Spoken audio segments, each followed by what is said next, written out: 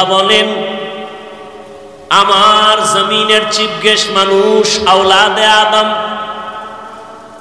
আমি আল্লাহ মানুষ ইবাদতের জন্য পাঠাইলাম, এরা দুনিয়ায় গিয়া করবে আমি আল্লাহর ইবাদত, আর এরা বসবাস করবে যেখানে বানায় রাখছি আমি আল্লাহ জান্নাত। দুনিয়া ইবাদত, বসবাস কই? মরার আগে না পরে? মরার পরে। ওই জান্নাতটা এখান থেকে খরিদ করে নিতে হবে। এখান থেকে আল্লাহ আমাদের সবাইকে জান্নাত খরিদ করার তৌফিক দান করেন। খরিদ করতে হলে টাকা লাগবে, হ্যাঁ কিছু লাগবে তো, এমনি ভাইবেন। ইন্নাল্লাহা আশতারা মিনাল মুমিনিনা আনফুসাহুম ওয়া আমওয়ালাহুম বিআন্না লাহুমুল জান্নাহ।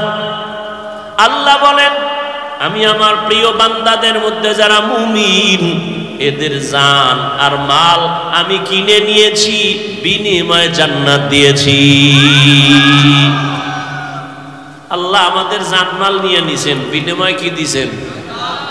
তাহলে জান্নাত যদি আমরা চাই, বিনিময়ে জানমাল আল্লাহর। কার? তাহলে আমার কাছে যে জান আছে মাল আছে এর মালিক কে? আল্লাহ হলেন আমার জানমালের মালিক, আমি জান্নাতের মালিক। আমি কিসের মালিক? জান্নাতের মালিক। দুনিয়ায় ইবাদত করে কাটাও, পরকালে আল্লাহ জান্নাত দিবেন। কেমন জান্নাত? যদি কামটা ঘটাইয়া যাইতে পারো, আজরাইল আইসা রূহটা নেওয়ার আগে আল্লাহ পাক জান্নাতের ছবিটা দেখায় দিবেন।